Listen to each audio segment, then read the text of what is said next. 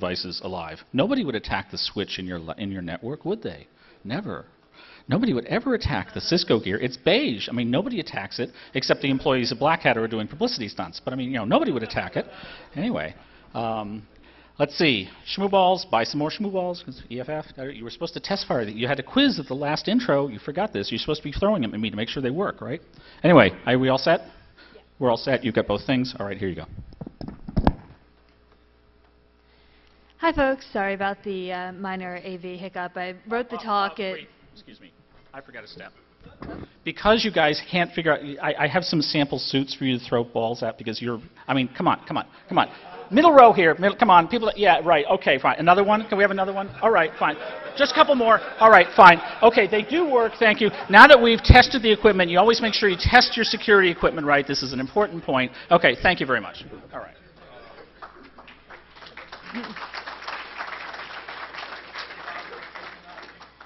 So now y'all are out, right?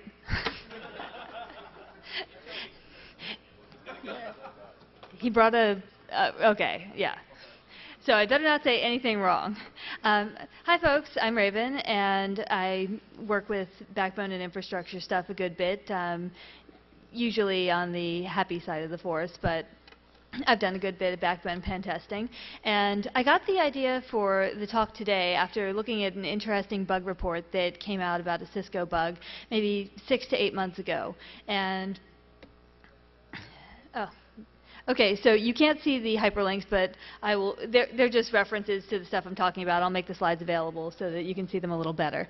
But anyway, so there was a VTP bug that FX came up with about 6 or 8 months ago, and basically what the bug is that if you give it the wrong version number, then your router dies. What? And this is obviously very stupid. And before this point, I hadn't thought much about fuzzing or doing much fuzzing myself. I'm sort of a molasses programmer and didn't think that I would work on any frameworks like that. But that's certainly something that should have been caught by basic QA. I mean, just like the previous speaker was saying, if you're going to be doing input validation, at least check, is my version number right? If not, maybe reset the connection, not die. And the thing that was particularly bad about it was it killed the whole router, not like the platform. It just dead in the water. So over CCC in Berlin, I was talking to FX about that and said, okay, you released 3 bugs around the same time. How did you find these? Were you fuzzing? And he was like, oh, no, it just messing around, split the field in the packet, boom. And I'm like, okay, so... I mean, FX is clearly a very smart guy. He knows what he's doing. But if you can find that in like, 10 minutes of, oh, I'm kind of bored before CSI comes on, let me see what I can find, then there's got to be a lot more bad things out there that they're not looking at. And I've talked to people who've done a lot more fuzzing than I have. And they said that, oh, yeah, the vendors, they all fuzz. They're working on this. They're on it. But they're clearly not totally on it. And the other thing that was striking about that bug is that it's not really a version of iOS that's that old. Like 12.1, it's not like it was in like 11.4 or something that we're all long over. There's still plenty of gear running these versions out there. So for anyone who, this may be your first time around a HackerCon or something, if you don't know what fuzzing is, it's just sending random or semi-random data to something that takes input. And people have been doing this like publicly for maybe 5 years or so, and privately for much longer than that. And they fuzz any kind of thing that takes input. They do file systems, they do all kinds of hardware validation, and they also do network-based protocols, which is my particular area of interest. So you send it stuff it's not supposed to get, and then you kind of look and go, you dead yet? Anything interesting? Core dump? And you do this again and again, and eventually you find stuff. And for the area of this talk that we're interested in, we're going to be looking at backbone protocols. I've done a lot with infrastructure security, so RIP, BGP, EIGRP, OSPF, and the switching stuff. So why do we care? Well, First of all, you like your ISPs to work. So that whole infrastructure stability thing is a big driver for me. Before I was a security geek, I was an ISP geek, and I spent a lot of time worrying about the sorts of scenarios that you only really see in bad B movies late at night. But also, in the sort of gaining knowledge territory, because a lot of the platforms that do this infrastructure stuff are not very open, by fuzzing them and seeing the failure conditions, you can gain some insight into little-known areas of how they work, what they do when they fail, and you get some free QA. You know, I haven't been at this terribly long, but I've already turned up a couple of interesting pieces, and I think that there are far more out there waiting to be found. So for the rest of this talk, I'm going to describe my methodology, and anyone else who wants to chip in and do this also, please have at it. Send me email. It's really awesome. I'm biased. All right, so what have people done before I started looking at it? Well, BGP is obviously the big heavy hitter on the internet backbone, and so that's where most of the research so far for this has come from. And there was a talk in 2003 by a couple of guys that worked for Cisco, and they were interested in investigating BGP threats on the internet. And there'd been a lot of discussion in Nanog and other service provider communities before this about, well, what about this? We could do this. And, well, what if there was an evil router? Well, what if there was an evil router peering at a public peering point, and they injected all kinds of crap into the switch? And, so the papers set out to separate the real threat conditions from the problems, and among the things that they studied were fuzzing. Now, I looked into their methodology, and being ISP folks, they didn't really release, hey, here's exactly what my code is, and here's totally how I did it, and here's the problems I found. When they described bugs, they summarized, they didn't give details and said, and this iOS version from Cisco did such and so, and Juniper did this and that, and Foundry, they died here. They obfuscated it all, and they didn't really release details. They had a little note in their presentation that said, hey, if you want to know what's going on, send us email. If we think you need to know, then you get to know. So we can't really determine what it was they fuzzed. They talked about, like I did, they looked at ISIC as an early step for a framework, but it didn't get deep enough into the packet for them, so they just wrote their own protocol-independent fuzzer. And for the most part, their work was pretty good. They had trials of all kinds of different things. They looked at very different layers of BGP. They attacked the underlying TCP layer and tried to mess that up. They attacked BGP itself. They looked at the authentication. What if you're unauthenticated? What if you're a trusted peer? Where can I break? So that was all very good and solid.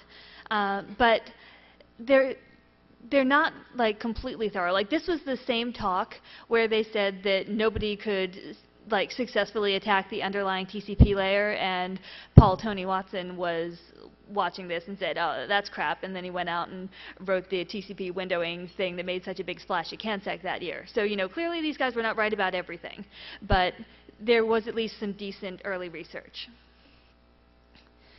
So other than that, people have not really made a big deal thus far about what they found with looking at the backbone protocols. RIP, if you use Scapy, which is a Python framework for packet manipulation, and you can also fuzz with it to some degree, but you have to know Python, and you have to be willing to write a lot of the framework stuff yourself. There is a little hook for the header and the entry for RIP, but RIP is the very slow, old, teeny internal network routing protocol, and so it's one of the ones of least interest, and it only works for RIP v1, which is, if you still have that running in your network, I'm very sorry for you. OSPF, there's open source software that will allow you to speak OSPF, and of course most gear will talk it. It's not owned by anyone. It's an open standard, and so you see a lot of implementations of it, not just in routers and switches, but also in firewalls and a lot of VPN software. They're now including routing functionality in it, and these are all good devices to test. EIGRP is Cisco's baby, and so there is a Perl script that a bunch of Russian dudes wrote that will allow you to speak EIGRP, kind of like Zebra will let you speak OSPF and BGP. But it's a little painful to use. It's still in a very early stage of development, and so the script is out there, but there's nothing to do fuzzing specifically. My biggest problem, yes?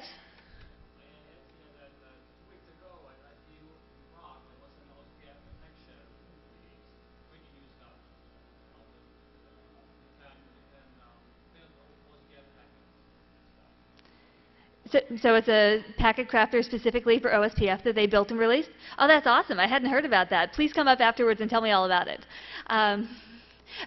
The comment was that 2 weeks ago in Prague there was a tool released that does OSPF packet crafting, which, fantastic.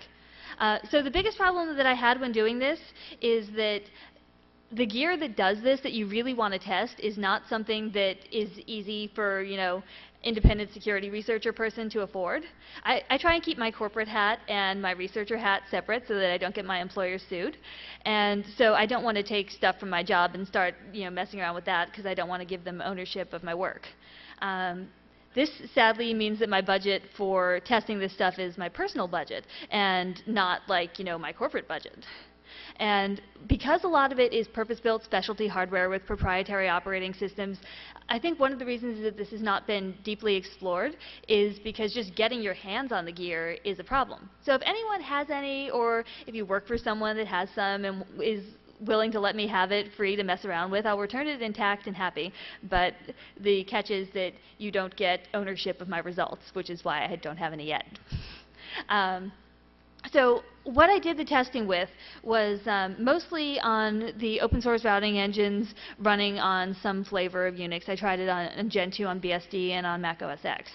A couple of weeks before the conference, I finally got my hands on a Cisco 2600. So I've been doing some work against 2 different versions of iOS, but I don't have anywhere near robust results on that because, hey, 2 weeks.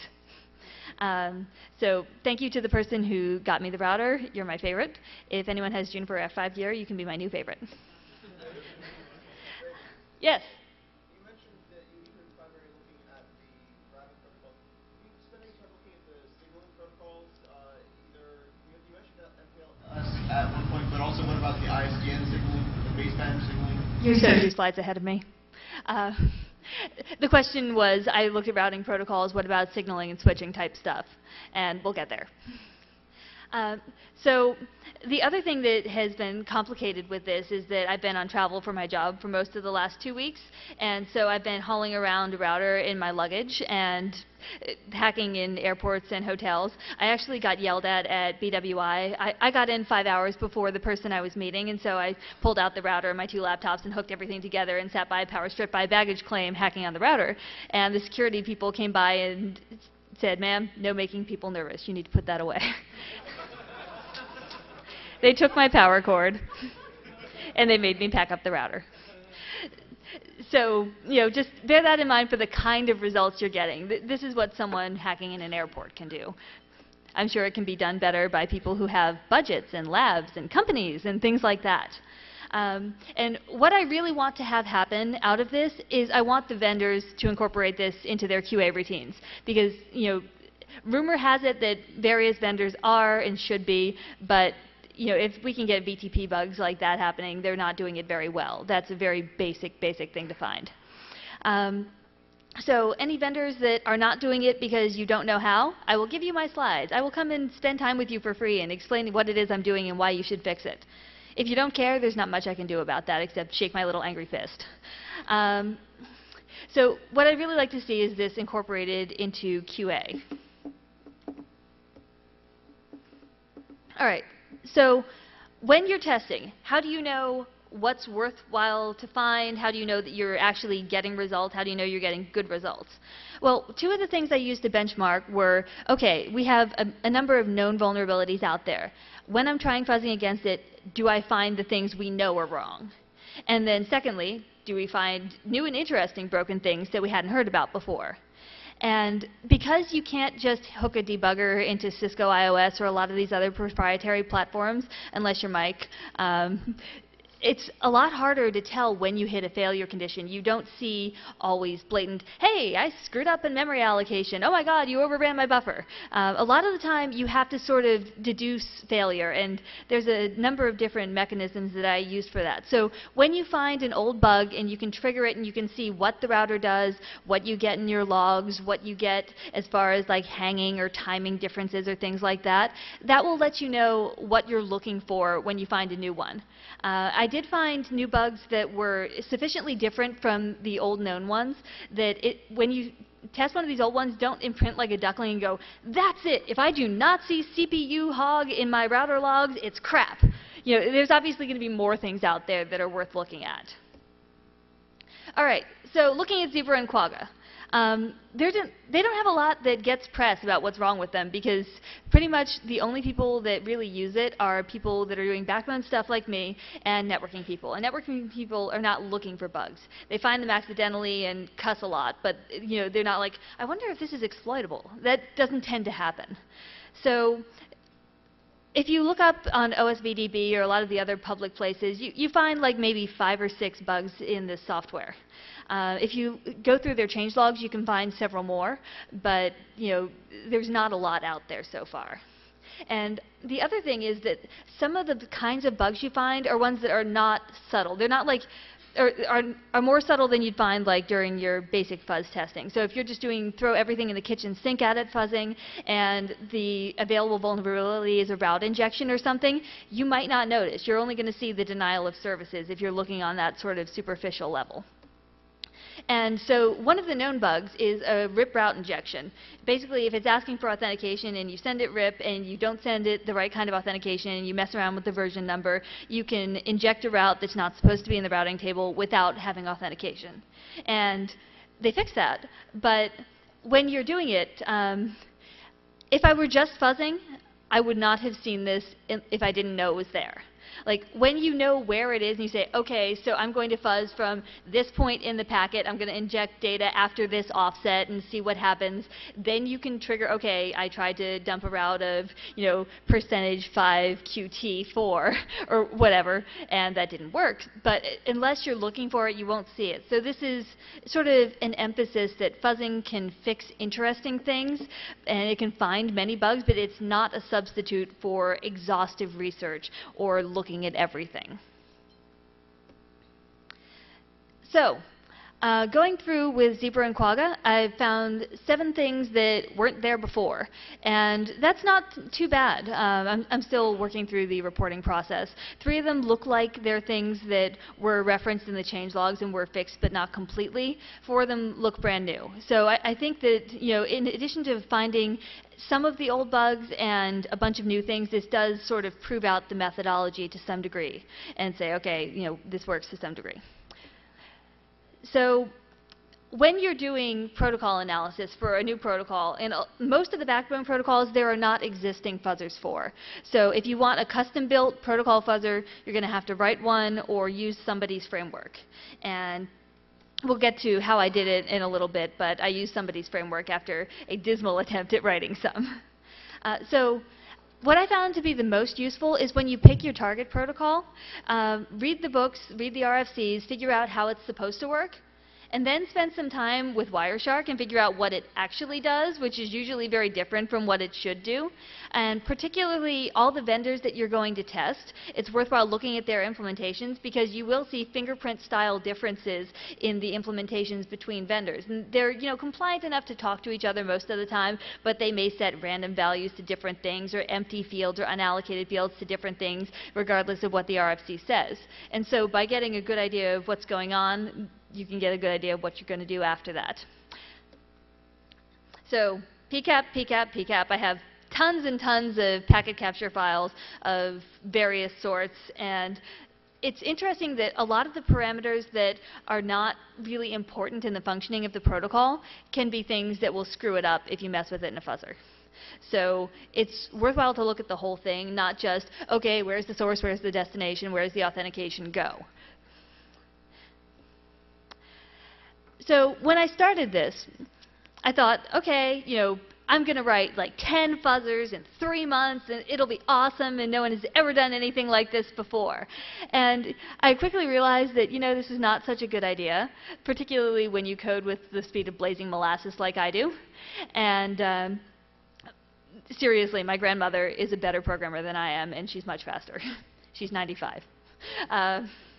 I do have a couple of people who volunteered to sling code in parallel with me or instead of if I felt like it, and I'm going to draft them at future points, but in order to just get the basics done to test, like, you know, the 5 major routing protocols and, you know, mess with what I could of the switching stuff, I figured it was better to go with a framework, and then we'll fill in with custom code what the framework isn't able to handle. So I looked around, and the applied security guys out there are going to make me nervous when they're sitting in the, if they're sitting in the audience, because I used their tool. It was pretty useful. I was pleased with it. I saw Jared's presentation at TorCon and had dinner with him and talked about fuzzing, and it seemed to be the best fit of the existing fuzzing frameworks for what I wanted to do. It doesn't have pre-built definitions for all of my various protocols, but it speaks TCP and UDP, and that's really all you need. You just have to have an idea of what you're looking for. I looked at ISIC, but like the Cisco guys, it didn't go deep enough into the packet for me, and it was great for, like, you know, the first X many bytes, and then it just sort of tapered off. I looked at Protos also, but that just was a lot more work heavy than doing it with GPF. And so partly for ease of implementation, partially for feature robustness, I ended up working with GPF. I also had several friends who work for companies that write fuzzing stuff very kindly offer to give me their stuff, but I wanted to keep it open so I could, you know, just say, hey, here's what I got. So why I like GPF and how it was useful in this project. It can take PCAP files as an input. You want to filter out everything except the conversation for the protocol that you're analyzing, and then it can spit that traffic back out and modify bits of it individually with various levels of intelligence. But the feature that I really enjoyed is that it can take the PCAP and put it out in a text-like format. You can, you know, change the username or the password or whatever parameter you want, the version number, just in a text file, dump it back in, and it will spit that out. And you can get very, very fine control if you don't want to just, you know, run the fuzz everything. And so that allows you to do kind of like what FX did with the version bug, but much more quickly. You know, okay, I know these 4 things are likely to be screwed up, test, test, test, test. And because it has such a wide variety of intelligence modes, you can go from, I don't even speak this protocol, binary crap, to, okay, flip these 2 bits and then jump 4, and I want a little offset there, and space it out, you know, 18 seconds between each attempt, because otherwise the router dies. And that's a big range of flex, and I found it very useful. What it doesn't do, and this will answer Toby's question from earlier about the switching protocols. It does TCP or UDP. So it covers almost all of my routing protocols, but it's not so handy with the switches. It doesn't even do raw IP. And you know, it's a great tool otherwise, guys. But it means that if I want to do MPLS or if I want to do a lot of the layer 2 stuff, then I'm going to have to write custom fuzzers. And so I'm totally going to take up my volunteers later and make them code for that, because I really want to fuzz MPLS very badly. So there's, as far as I know, no automatic tools that handle the layer 2 stuff that you're going to see on the backbone, except maybe gigabit Ethernet. But you know, most links, you know, just people are not focused on that, or if they are, they work for some vendor and they're in some lab that I'm not allowed to hear about. The other thing that GPF does not do is you can run it for a while. You can send lots and lots of data to your target, but it's not going to be very efficient at exhaustively searching every bit, every feature of every packet. And honestly, that's not my job. You know, that's something that the vendors should do when they're doing their own QA, but the time investment for that is huge and ridiculous, and just no. So the different modes that I used it for the project. There's sort of the dumb mode of pure fuzz, which will just throw everything at it possible, you know, binary, kitchen sink, Elvis, whatever, and it will just, you know, see what kicks back out. The mode I used the most was their main mode, and that's the one that allows you all of those little, okay, go this far and then inject fuzzing data. All right, take this little bit here and tweak it. There is a lot of fairly heavy specialized command line foo. It's a tool with a fairly steep learning curve, but their README file that doubles as their man page is pretty exhaustive. So if you just keep that up in a giant terminal window, you can figure it out, and they give you lots of examples, and it's pretty helpful. But it allows great specificity in jumping around to the portions of the packet that you're really interested in. And most of the time for this project was spent in main mode going, well, what if I flip this bit here? The downside to this when you're doing it is that in order to know where you ought to flip the bits, it requires a deeper knowledge of the protocol. So you're going to either have to spend some time hitting the books and with your PCAP, or having worked with the protocol in the wild to know what might be useful. You know, it's entirely possible that you may just throw stuff at it and luck out, but I think that you're more likely to find interesting things if you have an understanding of what it is you're breaking first.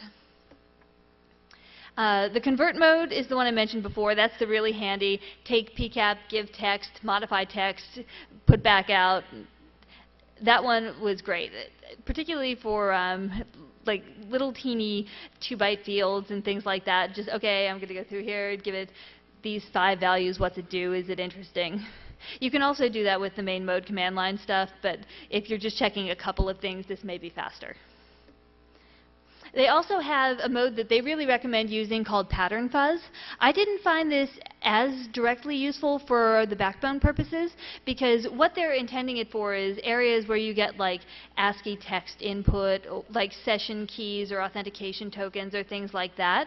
And while there are authentication tokens in some of the backbone protocols, if you turn them on, like OSPF has some, BGP has some, a lot of the time the best I got out of the pattern fuzzing was timing screw-ups, and I'm not sure whether that was the protocol or whether that was the implementation. So like if you feed it a bad authentication key and it just says no screw you, bad authentication key, no screw you, bad authentication key,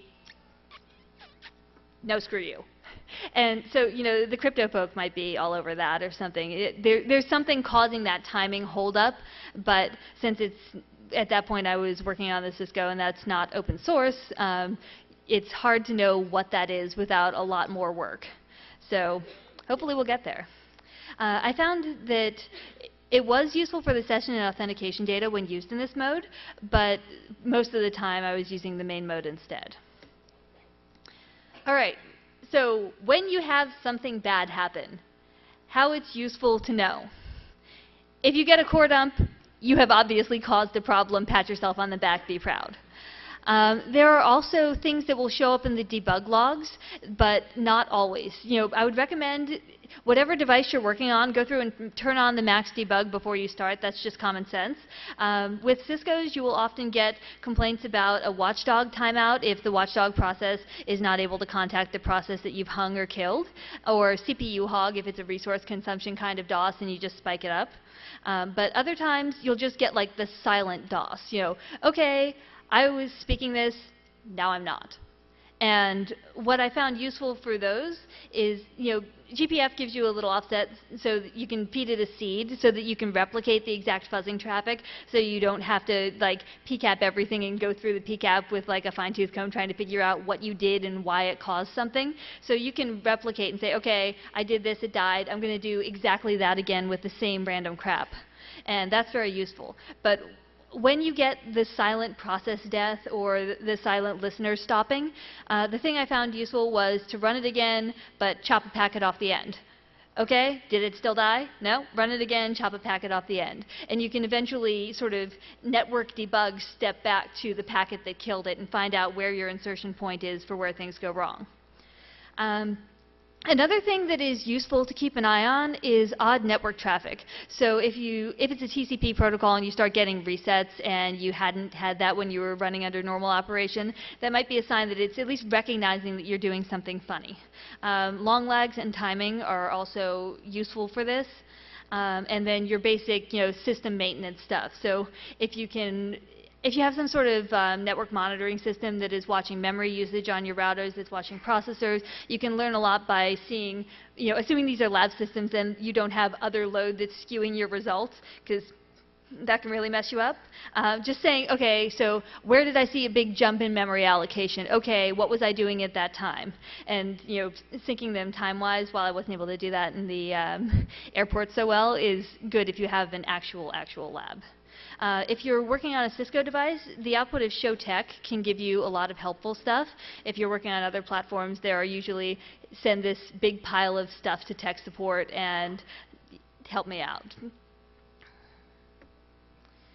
All right, so assuming you've done all this, you find a bug, you win. Now what? Well, if you're on Zebra or Quagga, you've got open source. You can track back and say, okay, where in the code is it doing this? Can I find what's actually going on? Was there a question in the back?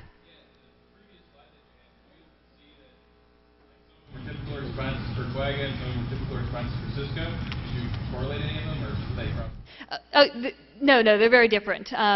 The responses for Quagga and Cisco, sometimes a similar style of thing would cause them both, like, okay, if I'm messing with OSPF authentication fields, sometimes I can see like disturbances in the force on both sides, but you're not going to see the exact same manifestation of, oh, I see, they've both parsed the authentication packet in this exact way, and they have the same flaw in the code. It also helps that they're running on different architectures. All the stuff, except for on the PowerPC chip, all the stuff I was doing for Quagga and Zebra, the other systems were x86, and your Cisco processors are not going to be, and so that's going to affect your manifestation as well.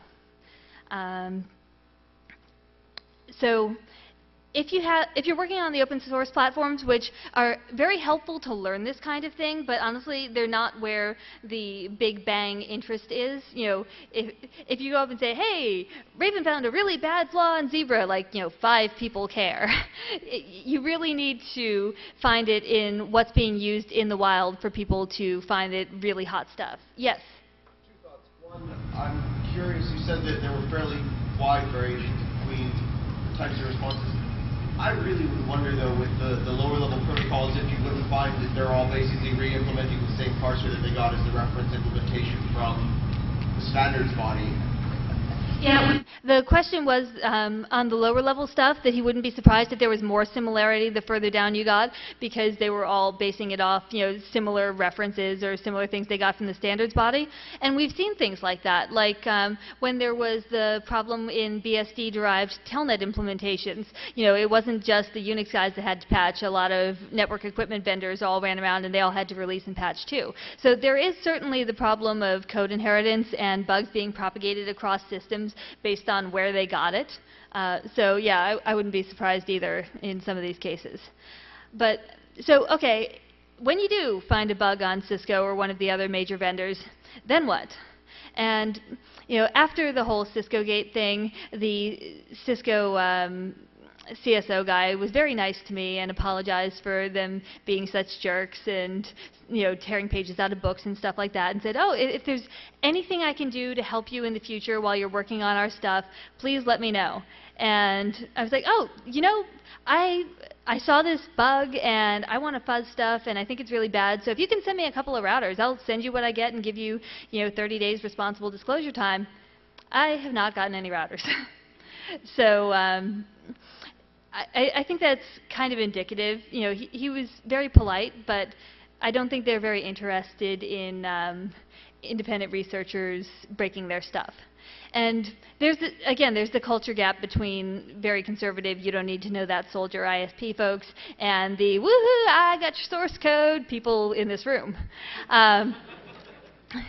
There is a little more similarity than you'd think. The 2003 paper that the Cisco engineers wrote, they actually said at one point, we need independent researchers to verify this, we need people to extend this work, we want to see people working on that. So there are at least some people on the other side of the fence that are interested in collaboration and in propagating this kind of work. But if you do find a bug in Cisco and you're not Mike Lynn, you may have a hard time tracing it back and finding out exactly what caused it, and not to mention all their internal watchdog and checker processes. So, if anyone finds things, I will be interested to hear about it. I'd be more than happy to tap their CSO guy and say, hey, what about this? He may or may not respond, but we'll see how he handles mine. So basically, more people should be working on this because it's awesome. My to-do list for this project, now that I've gotten to at least have a basic look at the routing protocols. Since I haven't had the 2600 very long, I want to spend a lot more time with it. I want to fuzz with more than 2 versions of iOS. I have basically a version that was hot stuff in 1997, and I have the latest version. And it would be kind of nice to see the development of where things get fixed in between, as well as what I can find on the latest versions. It's going to get really interesting when they move to their loadable kernel module kind of architecture sometime in the next couple of years. That's going to really change how they implement. I want to write fuzzers for the layer 2 stuff. You know, if there are no automated tools that can handle that sort of thing, then we're just going to have to write them. Fortunately, I have 2 very skilled programmer volunteers who are happy to help me write it. Right, guys? But I really want to do MPLS, particularly because of its role in traffic engineering and choosing path direction. I think that that's a very important protocol to be able to be assured of. And I want to give my CodeMonkey collaborator people more stuff to do. Yes? There is already something for MPLS published from a British guy, which is pretty unknown, but it's publicly available. I'll get to you. Great, fantastic. The comment was that there is some stuff on MPLS done by a British guy. Clearly I need to spend more time in Europe because that's where they're doing the cool stuff these days. Thank you guys for listening, and if you guys have any layer 2 fuzzing code, free gear, $1 million in a pony, or anything else you want to give me, this is my email address. I would be pleased to hear from you, and anyone who wants the slides can also drop me a line. I'm going to give them to the conference folk, and I'm sure you can get them through them, but you know, I will also give them to you directly. Do we have any questions? Yes? During your working with PCAPs, with Wireshark or any other type of automated protocol analysis tools, thanks.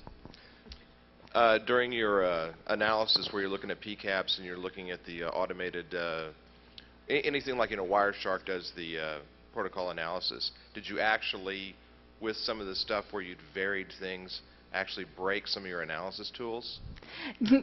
No, I didn't, but with Wireshark, I would not be terribly surprised since they have had that happen. Yeah, I was kind of wondering, I checked, like when I spit out the output, I checked it in both Wireshark and in TCP dump a couple of times just to make sure that it was looking the same in both tools and I wasn't having interference with my analysis tools, but I never found like a serious break. Yes? So kind of a naive question because I know nothing about backbone routing. But let's imagine you did find a vulnerability in BGP or something. Mm-hmm. Could I then sit on my PC at home and inject a packet into the internet and bring down the routers from the WAN side? It would depend on what the vulnerability was. So with BGP, when you're actually talking up on the BGP layer, not the TCP layer that supports it, you have to have a configured neighbor, or you're supposed to have a configured neighbor. And if you aren't that configured neighbor, then you won't be able to talk. So what the routers should do is if they get a BGP packet from someone who is not in their config as a neighbor, they should just drop it. Most of them do. The 2003 study found that a couple of them didn't. Some of them responded and actually did the handshaking and set it up. But it depends on where the bug is. If the bug is somewhere in the TCP setup of the BGP session, then that occurs before you get to the point of, oh, is this neighbor someone I know? And so that would affect it from anywhere. But for the most part, the things that have been found in BGP so far, you would have to successfully spoof a trusted authentication partner. Yes? Thanks. Did you ever figure out how your laptop got hacked at last Shmoocon? I have. I've done a bunch of forensic stuff with some Mac OS X people, but I don't have a smoking gun. The reason that I haven't talked publicly about it is because, who wants to be like, oh yeah, some zero-day happened. Someone else was using the laptop, and I wasn't running packet captures. It was bad.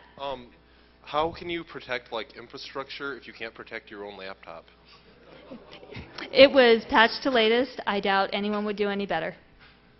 I'm just curious. Thank you. Zero-day can happen to anyone. Hi. Yes. Have you talked about iterate chomp? Mm-hmm. Have you, I personally haven't tried this yet, but did you see the Matasano guys wrote a protocol debugger? Yes, yes. Did you They try have some really hot stuff. Did you try that? It's still in relatively early stages, and so I had to put in some work to get it to compile on my box. I finally got it to work, but it was just more effort than I was willing to put in at that point. It's still sort of early code, and I know they're intending to clean it up and port it to more architectures and make it a little less painful to run, but I did not find it very fast to work with, and since I only got the real gear 2 weeks before the talk, I figured it would be better to go with something that was a little swifter. Cool.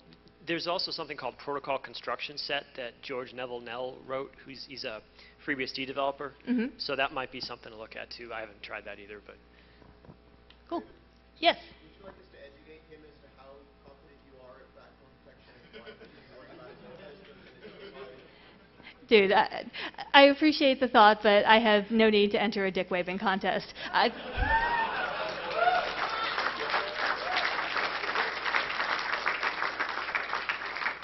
Yes.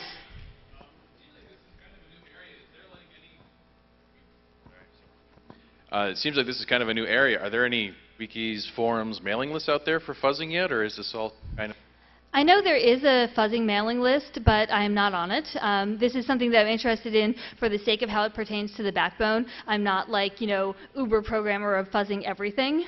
I don't know if there are... I don't think there are any backbone-specific fuzzing forums. As far as I know, most of the research is being done by people inside large vendor companies, me, FX, and like 4 other guys. Okay. So if we accumulate enough critical mass to merit a mailing list, maybe. But right now, there isn't one. Yeah, hi. Just a question on coverage. What do you use as criteria to determine sort of when you're sort of finished fuzzing an area? I guess you can't go for fully exhaustive because even automated, that's going to take forever. So when do you decide to move on? And also, how do you choose what your fuzzing depth is going to be in the protocol itself? For a lot of the protocols, I gave them all X number of hours of time. I spent at least 4 hours just throwing random crap at them.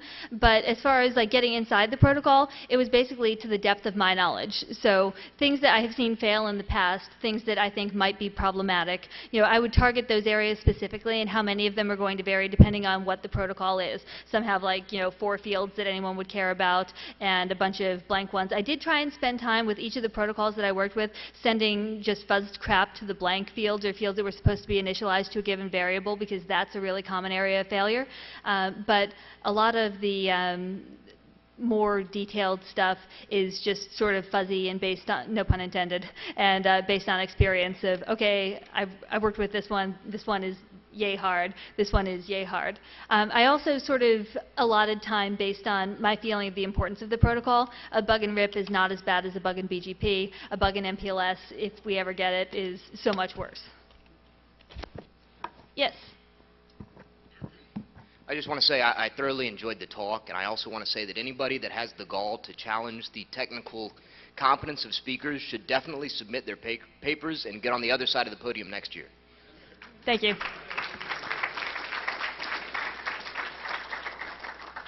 that it?